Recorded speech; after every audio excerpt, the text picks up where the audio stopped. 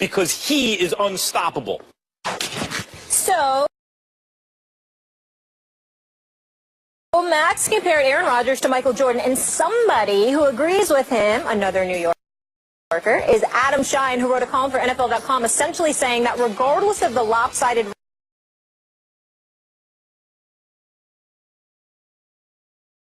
ring count, Jordan has 6, of course, Rodgers has 1. That's not the focus. The point is that these two do their thing better than anyone else in the history of their respective sports. Max, is this Rodgers-Jordan comparison fair? Sure. First of all, when you say someone's the Michael Jordan of anything, what you mean is they're the best who ever did it. Okay. That's what you're saying. But just because you're the best who ever did it doesn't necessarily make you Michael Jordan.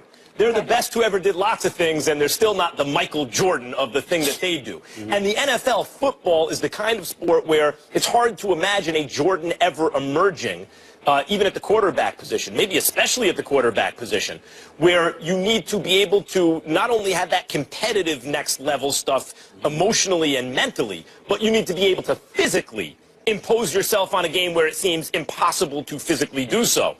I remember watching Michael Vick early on. I remember again, like it was against the Vikings where he accelerates and the two guys knock themselves out, and Atlanta looked really good for a while, and you thought maybe you were watching the Michael Jordan of football. Didn't work out that way.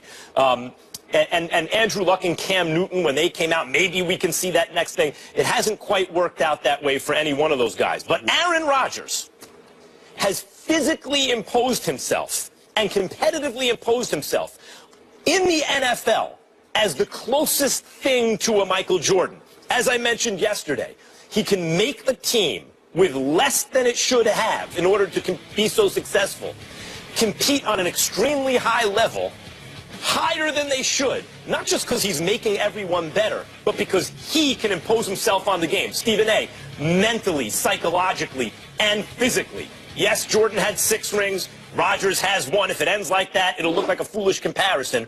But you tell me another football player at the quarterback position who has even been in a conversation like this. Could he be the Michael Jordan of football? Well, first of all, I don't have to, because I'm the one that said he's a bad man. So I have nothing to confirm. I have nothing to prove in that regard. What I would say to you is that I'm diametrically opposed to the comparison, but not because of the individuals, but because of the sport itself. When I think of Aaron Rodgers, I think he's absolutely phenomenal. Whether he's skating inside or outside the pocket, the way he dances in the pocket and makes things happen, the way he scrambles out of the pocket to his left or his right and is still able to make things happen. The throws that he makes, particularly the 36-yarder to Jared Cook, that's one of the all-time great passes. I put it right up there with Eli's pass to Mario Manningham in the Super Bowl against the Patriots back in 2010 or so. I think about 2011 rather. I think about things like that, and it resonates with me. But the reason why I avoid calling a quarterback or anybody else in football that Michael Jordan is because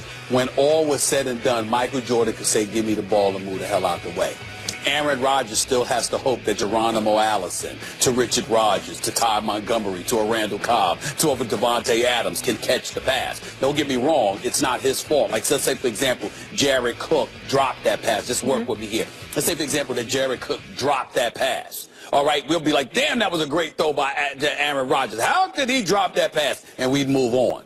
With Jordan, you don't get to do that. I think you're taking that a little bit literally. But I am. No. You don't like the comparison regardless of who it is. That's why I said it's the sport, it's not the individual. Because what I'm saying to you is that Michael Jordan gave it to John Paxson, 1 NBA Finals victory. He gave it to Steve Kerr, another. But you know why he's Michael Jordan? Because we remember the flu game against Utah and what he did. We remember when he dropped a double nickel on the Knicks after everybody was complaining about him gambling in Atlantic City. We remember those individual exploits where it didn't matter what other 9 dudes were on the court with him, 4 with him, 5 against him. He could do it, whereas in football, you usually have to depend on somebody else. That's why I hear what you're saying.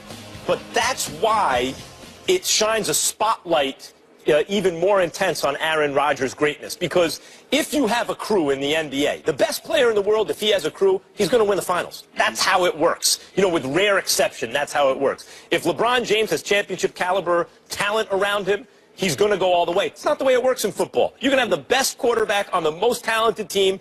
They might lose because it's one and done. And, you know, any given Sunday or Saturday or whatever the case may be. But in the NBA, this is, by the way, same thing in the tournament, college tournament. One and done, best team doesn't always win. In the NBA, given that basketball is not probabilistic fundamentally, it's deterministic. Yeah. Best team wins. A best-of-7 series will produce the winner, but that even highlights Aaron Rodgers even more because he's not working with that much right now. We already know the best team doesn't necessarily win, and yet he's the closest thing we've ever seen in the NFL at quarterback to give him the ball and get out of the way. He makes receivers better. Right he makes now, everybody better. The best ever, or right now? We're not talking about the greatest of all time or the most accomplished. Tom Brady is more accomplished. Joe Montana is more accomplished. That's inextricably tied to their team, their coach, you were their saying offensive Jordan, line. when you use the comparison, it's for somebody the best ever. Is he the best ever? He is the best I have ever seen. Okay. Yes, I believe Aaron Rodgers is playing quarterback at a level that has never been played before. I think, and I've said this before, from a talent perspective, Aaron Rodgers is the greatest quarterback I've ever seen in my life. The Green Bay Packers don't win 3 games this season without Aaron Rodgers if they didn't have Aaron Rodgers as quarterback. So I get what you're saying. But again, when we talk about, we constantly talk about the Michael Jordan of this, that, or the third.